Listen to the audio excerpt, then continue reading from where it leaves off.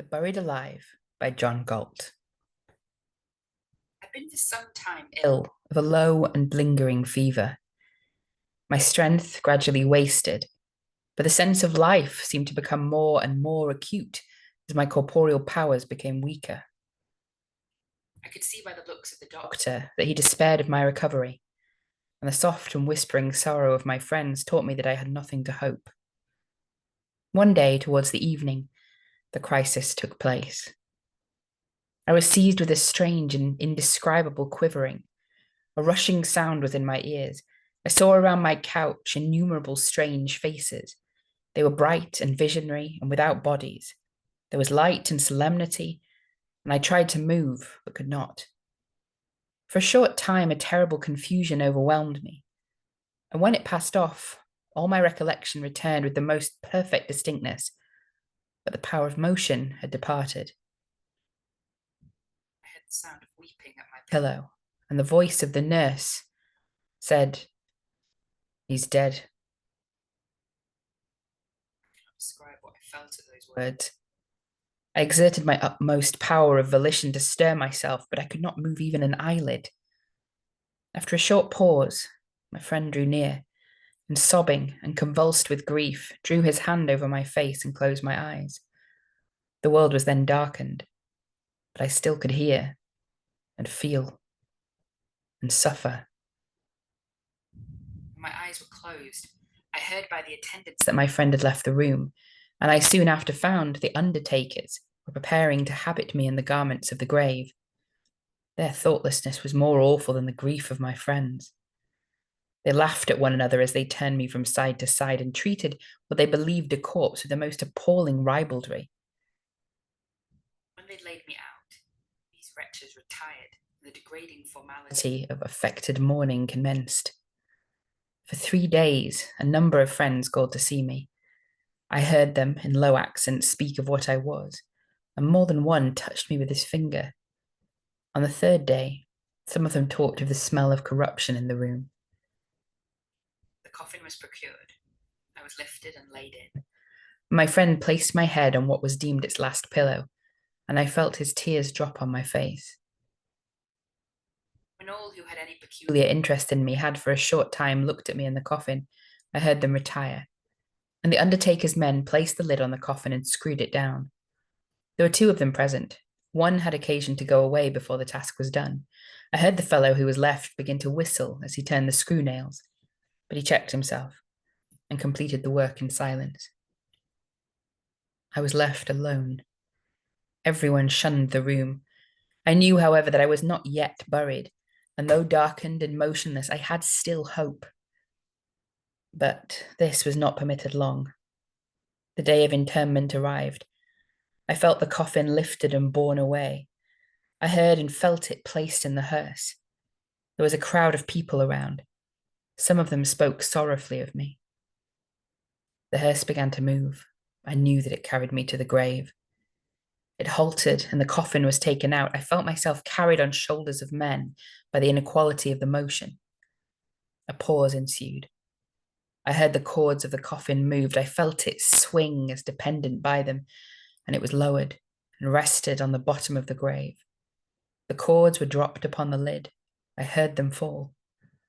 Dreadful was the effort I then made to exert the power of action, but my whole frame was immovable. Soon after, a few handfuls of earth were thrown upon the coffin. Then there was another pause, after which the shovel was employed, and the sound of the rattling mould as it covered me was far more tremendous than thunder. But I could make no effort.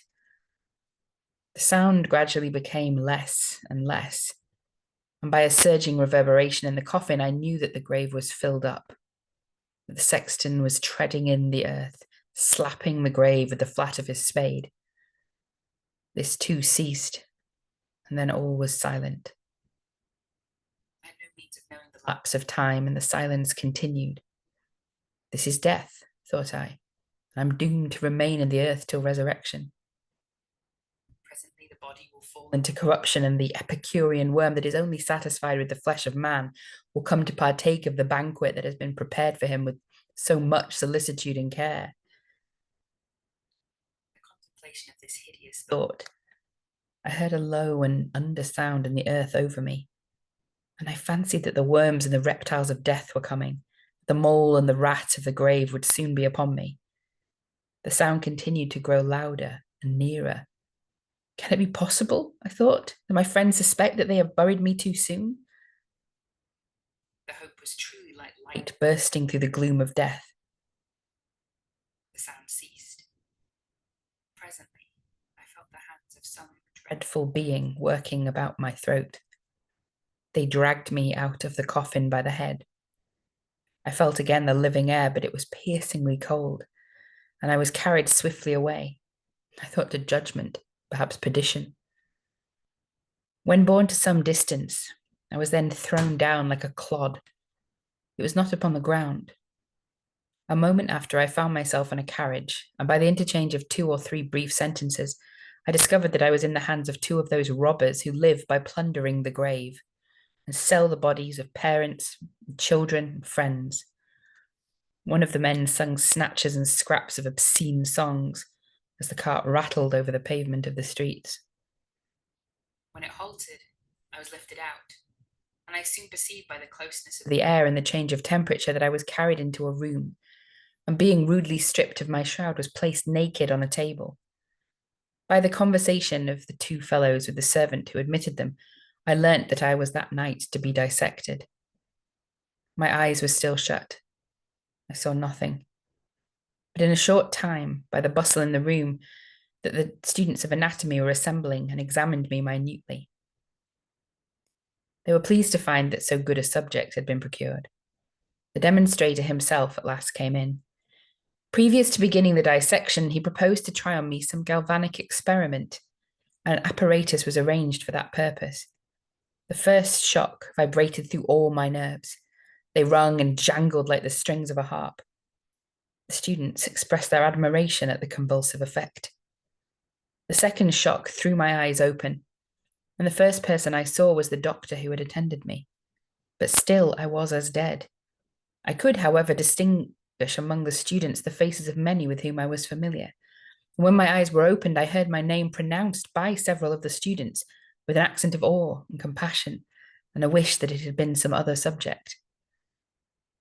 When they had satisfied themselves with the galvanic phenomena, the demonstrator took the knife and pierced me on the bosom with the point. I felt a dreadful crackling, as it were, throughout my whole frame. A convulsive shuddering instantly followed, and a shriek of horror rose from all present. The ice of death was broken up.